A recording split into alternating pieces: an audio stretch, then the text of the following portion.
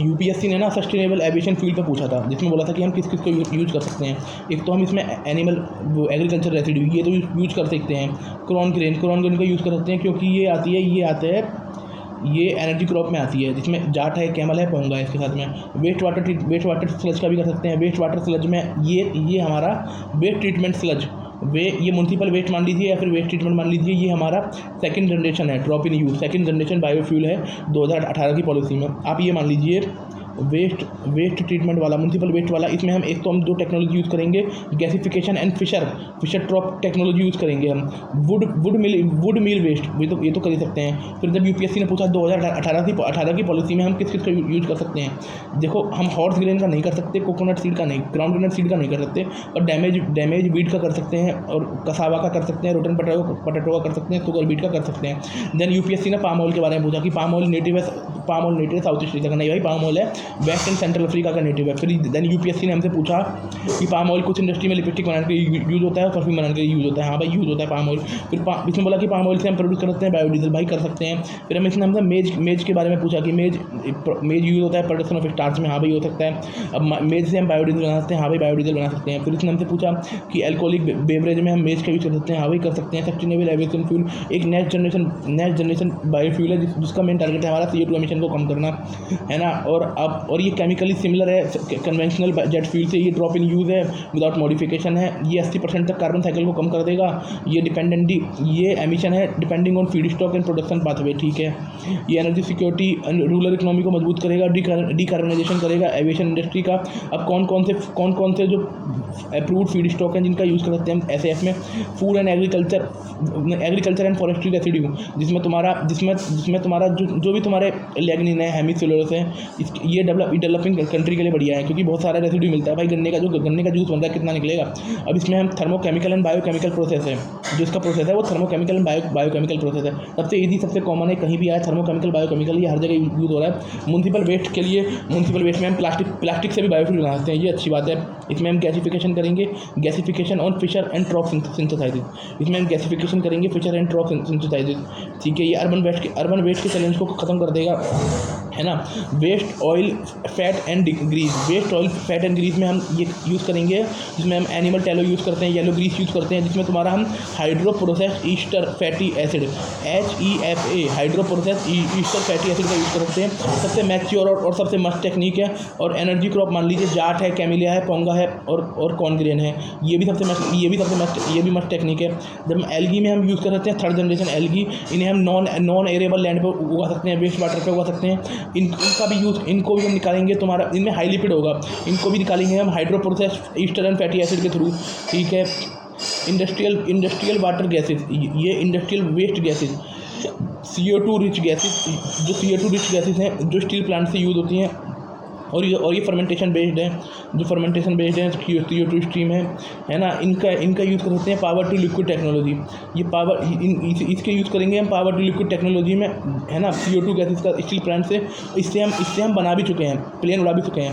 Waste water treatment sludge है, उसमें हम लिपिड और ऑर्गेनिक बायोमास बनाएंगे और लिपिड बनाएंगे। इसके लिए हम एनारोबिक डाइजेशन करेंगे, प्रोसेस का यूज़ करेंगे, microbial conversion to produce SAF का यूज़ करेंगे। अब टेक्निक देख लीजिए, hydro process ester and fatty acid सबसे बेस्ट टेक्निक है। Fischer Tropsch synthesis from gasified biomass, ये हमारा म्युनिसिपल वेस्ट में यूज़ होगा और तुम्हारा वेस्ट वाटर में यूज़ होगा। ये हमारा म्युनिसिपल वेस्ट में यूज़ हो रहा है, और जो म्युनिसिपल वेस्ट है वो हमारा सेकंड जनरेशन बायोफ्यूल है 2018 की पॉलिसी के अंदर। एल्कोहल टू जेट और alcohol to sugar to jet, ये हमारा एनर्जी जो हमारा वो है एनर्जी क्रॉप है, उनके लिए ये है। ये कैटलिस्ट हाइड्रो थर्मोलिसिस, किसी में यूज़ कर दो। पावर टू लिक्विड टेक्नोलॉजी भी इसमें यूज़ होती है। Renewable energy, CO2 hydrogen synthesis, international civil organisation की एक स्कीम है, कॉर्सिया स्कीम। इसका टारगेट है कि CO2 एमिशन को बिल्कुल कम कर देना, है ना। और भारत का टारगेट है कि SAF को 10% तक ब्लेंड करना। इंडियन बायोफ्यूल पॉलिसी आई थी 2018 में, उसने बोला था कि भाई हमें एनर्जी एफिशिएंसी और बायोफ्यूल प्रोडक्शन को दोनों को साथ करना है।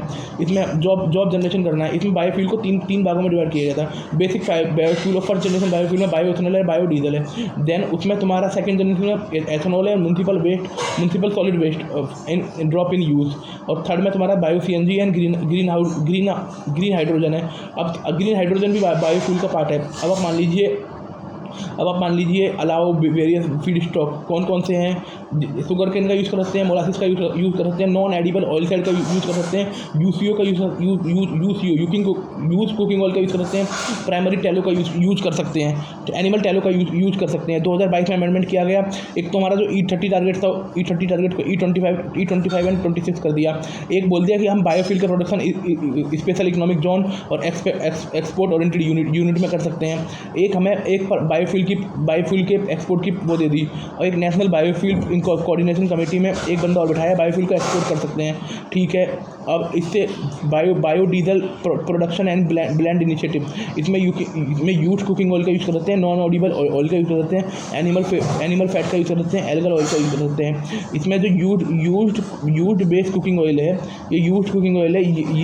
ये बायोडीजल प्रोक्योरमेंट के काम आएगा। इसमें ये हाई स्पीड डीजल में काम आएगा, हाई स्पीड डीजल में काम आएगा, ये काम आएगा स्टेशनरी इंजन में। ठीक है। एक्सपेंशन 2000, अब इस R&D करेंगे तो हम आगे बढ़ पाएंगे। ये फर्स्ट जनरेशन बायोफ्यूल में आता है बायोडीजल, जो 2018 की पॉलिसी है। ग्रीन हाइड्रोजन मिशन 2023 में आया, मिनिस्ट्री ऑफ रिन्यूएबल लेके आया इसका, और जो ये बायोफ्यूल पॉलिसी थी मिनिस्ट्री ऑफ पेट्रोलियम लेके आया था, green hydrogen ministry of renewable energy लेके आया। इसका टारगेट है कि हम 2030 तक 5 मिलियन टन ग्रीन हाइड्रोजन का प्रोडक्शन शुरू कर दें, और 50 मिलियन टन हम अपना कार्बन एमिशन को कम कर दें। 8 लाख करोड़ की इन्वेस्टमेंट लिए हैं, 6 लाख जॉब क्रिएट कर दें, 125 गीगावाट एनर्जी बना लें। इसके लिए हम साइट स्कीम चल रही है, जिसमें तुम्हारा इलेक्ट्रोलाइजर का मैन्युफैक्चरिंग का ऑर्डर दिया जाएगा। ग्रीन हाइड्रोजन प्रोडक्शन को 1.25 लाख टन तक कर दिया जाएगा, और तुम्हारा ग्रीन अमोनिया का प्रोडक्शन करा जाएगा 5.5 लाख से 5 लाख टन से 7.5 लाख टन तक। फिर हम सिंगल विंडो दिया जाएगा, वर्ल्ड में ग्लोबल सपोर्ट लिया जाएगा। ठीक है। एक्सपोर्ट किया जाएगा। एथेनॉल ब्लेंडिंग टारगेट 2003 से लेकर 2014 तक बस हम 1.5% एथेनॉल ब्लेंडिंग करते थे। फिर 2014 से लेकर 2020-21 तक ये हमारा 8% हो गया। फिर 2022 तक ये हमारा हो गया 12.5%। और ये अब हमने टारगेट रखा है अपना 2025-26 तक हम कर देंगे 20%। अब हमारा 15% है। पहले हमें 38 करोड़ लीटर की ज़रूरत होती थी, अब हमें 1016 करोड़ लीटर की ज़रूरत है। और हम जब हमें अपना 20% करना होगा तो हम 1650 लीटर तक, हमें 1650 लीटर में हमारा काम हो जाएगा। ठीक है, ये हो गया। ठीक है।